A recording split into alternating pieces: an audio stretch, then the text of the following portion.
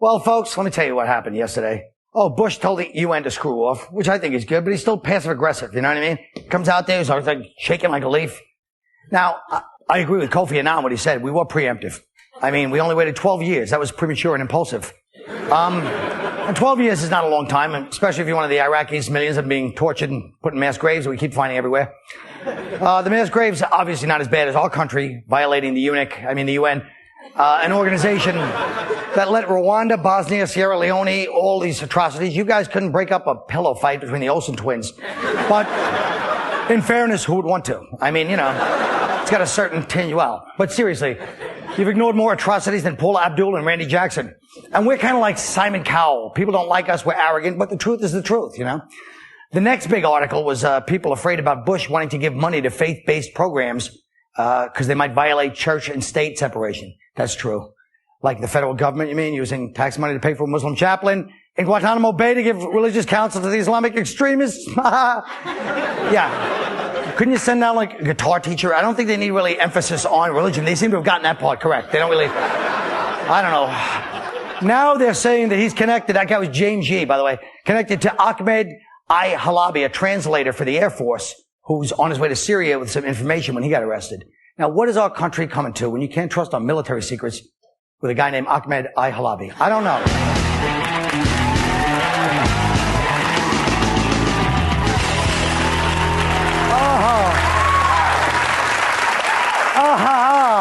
Well, Air Force leaders at the Pentagon have ignored more than 140 sexual assaults on female cadets in the past decade. Maybe they need that Muslim translator to tell them no means no. I don't know.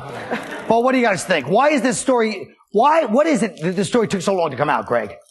Probably for the same reason it took us 18 hours to fly back from Guantanamo Bay on our USO tour, which is that the government military is a giant bureaucratic monster that doesn't move very quickly, and also because a lot of those women were asking for it. Whoa! I see. I think the real disgrace here is that somebody didn't tape it. Cadets Gone Wild. That would be fantastic. He's from Australia. That's how I think.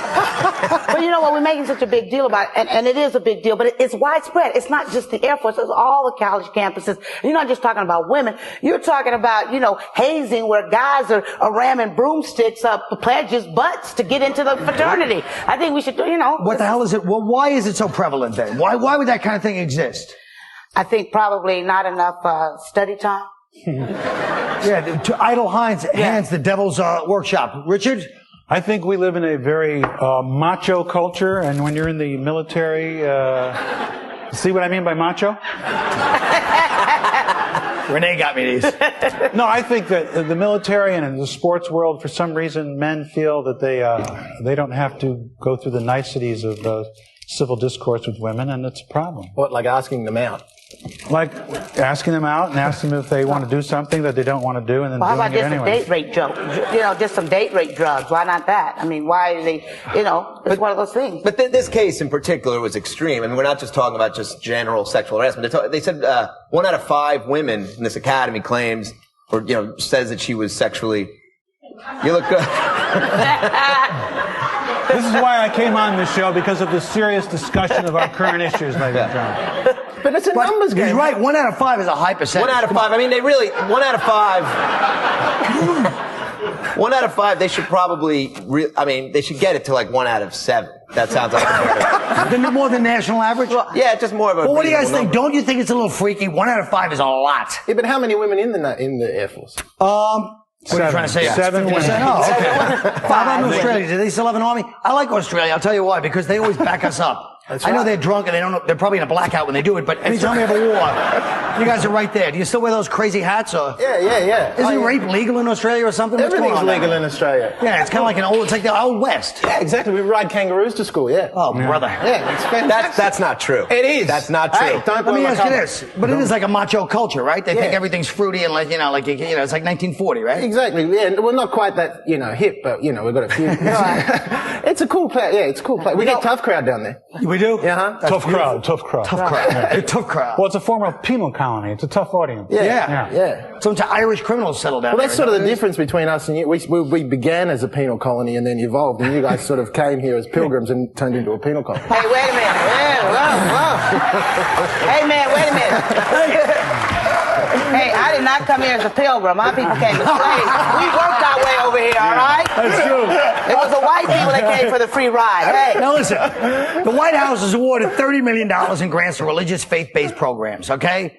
Now, is there really a danger? People are having a heart attack. Is there really a danger with this, Rene? Let me ask you. Well, my dad's a Pentecostal preacher. I wouldn't give religious-based people anything because I'm sorry. Look at preachers. I mean, at least black preachers. Look how they got nice cars. They got the best cars you ever seen. They're wearing Armani suits. They look like, holy pimps. I mean, I wouldn't trust them with any kind of money. And they got little slush funds for their baby mama. Yes, they do, Reverend Jesse Jackson. Yes, they do. Now, this is a blatant, this faith-based initiative thing is a blatant violation of the separation of church and state. And I'm all for giving the church money, especially since they've used all theirs on sex abuse litigation. That's right. The coffers are getting a little low. But You're right. It's a blatant violation. And the worst part about it all really is that it shows the way the Bush administration, sort of the arrogant way that it's exercising power, which is they're not even going through Congress. They're just, by executive order saying, look, we're now going to use this money to give out federal funds to church institutions, which nobody authorized, nobody voted for. Well, they won't be around much longer. I say we give the money. Why don't we just give all the money to the Mormons and teach the kids that polygamy is a good thing?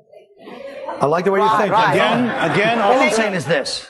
Look, the bottom line is don't act like in this country's culture, you have a bunch of people that are always willing to go, yeah, those crazy fundamentalists. But then if you say anything about if they weren't crazy. But if you don't say anything about Islam, they go, oh, hey, wait a minute. That's some people's religion. Why don't you stop? That's in bad taste. It's only an isolated few. Hang out with. I'm talking about the media. The whole country's like that. We're not talking about fundamentalist Christians here. We're talking about taking $20 billion in federal funds. Million. No. It's $20 billion. It's 30 million. The 30 million. The 30 million is used for a program to decide to recruit these churches to apply for the 20 billion that's available. So what?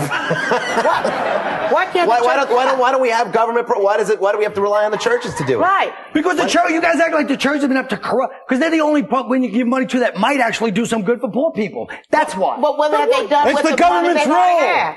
All I'm saying is, I want everyone just to admit one thing. Sure. We're not going to commercial. Admit that as organizations go, most religious organizations do more good than any other stupid fake club organizations around the world. That's a naive, sweeping. Folks, if you don't watch commercials today, you won't feel nostalgic when we have a special on commercials 20 years from now. Remember that. We'll be right back.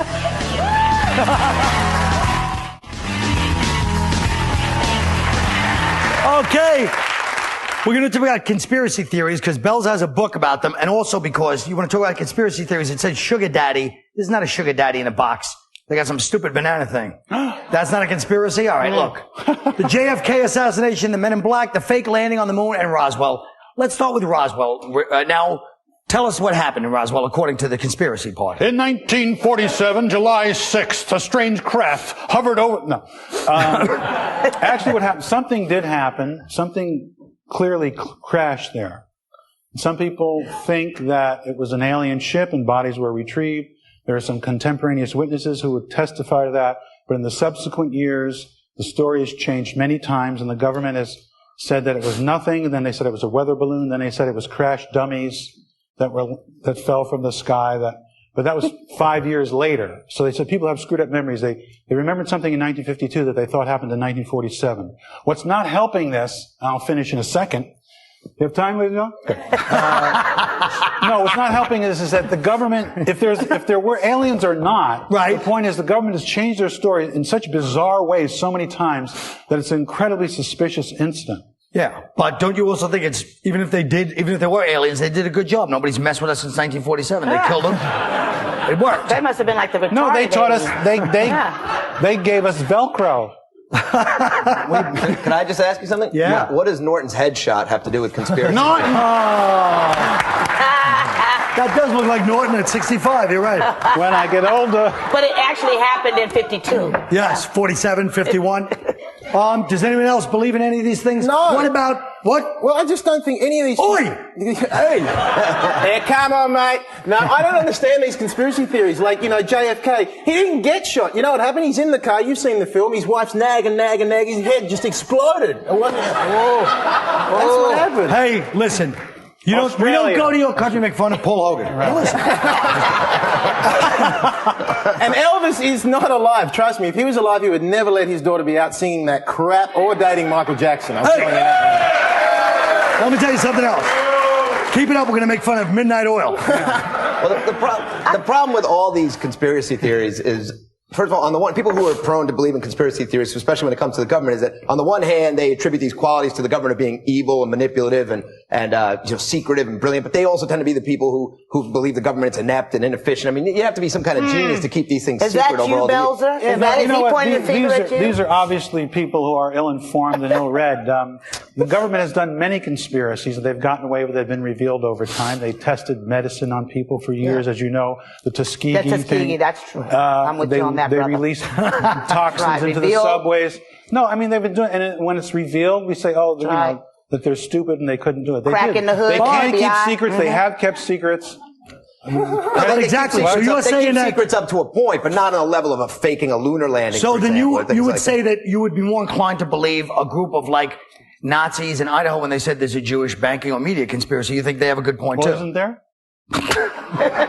Who's your boss? Oh no, you leave Cy. Who's your boss? Leave Cy out of this. No, But see? wait, I have the men in black, though. What's wrong with the Jewish people running banking and? The fact of the matter is, Hey, you know what? As long as they get black people loans, hey, let them own the banks. We can care less. I mean, so many of these kind of conspiracies that, you know, all the UFO stuff, they say, well, these people are kept quiet by these mysterious men in black that show up and right. And these men in black are supposedly these genius beings, whoever the hell they are. But, you know, on the one hand, they supposedly killed Beethoven, and yet Justin Timberlake roams the earth freely. Where's the justice? Like his music. Where's the justice? James, you had something to talk about. Your subject today was you feel like the obsession with Ben and Jen that bothers you? just come to this country and all I see is Ben and Jen. Like they follow Ben and Jen. Any paparazzi can find Ben and Jen. You guys can't find Bin Laden? Why don't you send the paparazzi? You know? Good point. The paparazzi going for Bin Laden is not a bad idea. Good point. That would be a good idea to send them hunting for them. Yeah, exactly. To do them good, to give them some spiritual, Exactly. I like that idea. You're a real solution guy. Yeah. But let me ask you something. No, I mean that. But That's right. honestly, If if either you get Kylie Minogue out of here, or we're going to do it for you. Listen, enough is enough. Listen. Enough is enough. You guys embraced the crocodile hunter and all of these other people, all right? We looked at the crocodile hunter and went, this guy's a lunatic. Get him out of here. And you went, no, he's awesome. Wait a second. Wait a minute. We think he's awesome, Every but he's a lunatic. Every Australian comic I've ever seen has 20-minute crocodile hunter chunk. Oh, they love him. Now, Greg, speaking of overseas action, what about this David Blaine thing? You feel like there's something behind that besides just a... Well, explain what it is for those that don't know. I don't like to waste people's time for this person. Well, it's actually just something that's more amusing me than anything else. It's this David Blaine guy who's a magician. Although this thing that he's hanging himself in a lucite box in London for 40. Plans on making it 44 days without eating. Right. And people are saying, well, that's not really magic, as if the other crap is really magic. But he plans on suspending himself there for 44 days without eating, and the supposedly urbane and sophisticated Brits are pelting him with eggs and hitting him with golf balls. And my favorite thing is there was a guy who actually used a remote control helicopter to fly a cheeseburger right up to his nose. That is pretty cool. Yeah. All right, Rene, let's talk about this Seattle coffee tax. What do you have against it? Are you from Seattle? No, I'm not from Seattle. I'm from San Francisco, but we drink coffee as well. But they try to get them to take 10%. The coffee drinkers were supposed to bear the burden for some sort of, money. Education. Well, wait a minute. Why just the coffee drinkers? There are other people who consume addictive substances. Why not the crackheads? I mean, crack babies. We know they got kids. They got crack babies. And it's been shown that the crack babies are going to be stupid. They should be putting it to the pot right now. That's what I think. Don't put all this on the coffee drinkers. That's a good point. Yeah. France. Yes. What's going on? What's with the attitude towards the thing is, he spends a lot of time in France. Yeah, I have a house in France, and the French. Thank you for your intelligence. Let me respond to that, sir. When the French get up in the morning, the first thing they do with their coffee is they have a drink. They drink alcohol. They go to lunch. They have a 2-hour lunch, and they drink. First, before the dinner, they have the drink, the aperitif, then they have 3-4 glasses of wine, 5 glasses of wine, have another drink, then another shooter. Right. By the time they go back to work, they're so f***ed up they don't know where they are. Why do we care what they say? They're drunk. It's true. But the best scenery, the best food, the art. They might want to have time in a drink thing for throwing a shower once in a while is all I'm saying, right? No, they are a more sophisticated culture, as they always remind us, and they do have a more sophisticated social safety net, the kind that enables them to go to the Riviera and sun themselves in their ball hugger man thongs while they're old people. While they're old people at home frying. That's true. Not only poor old people in France. Mon Dieu. Qu'est-ce que vous êtes? I don't know. We're just You know, thinning. They're that just was a thinning the visual I could've herd. done They're just without. thinning the herd. I'm just gonna tell you Folks, that what right separates us from animals is they don't have to watch commercials. Stay human and watch these. We'll be right back.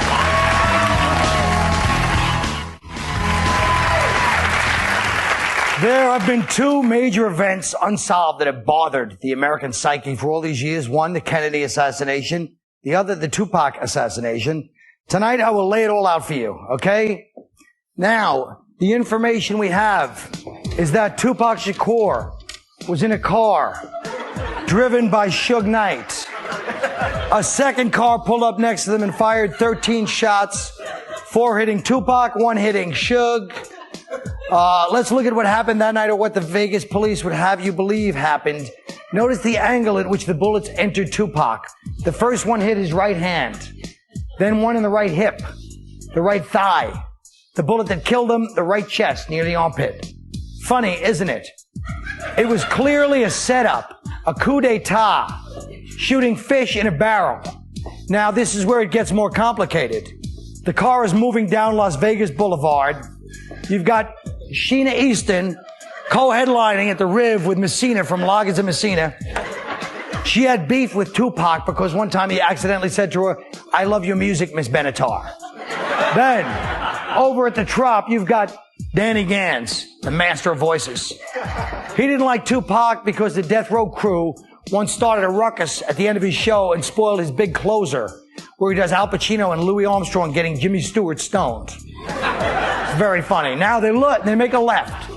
Right before the gunman pulls up, what the police don't want you to know is that Siegfried and Roy had just had a nasty fight over a Guatemalan busboy from the $1.99 buffet.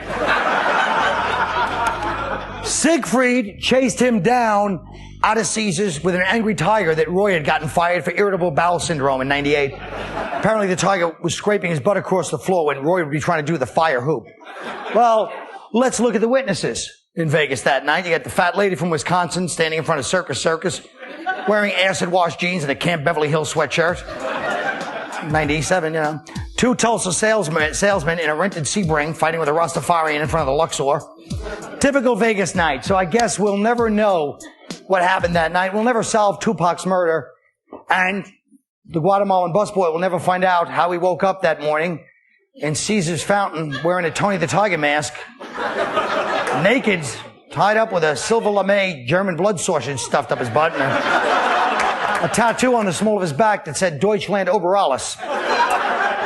But I guess it's true what the commercial says about Vegas. What happens there stays there. Or as that Guatemalan busboy would say, it's great.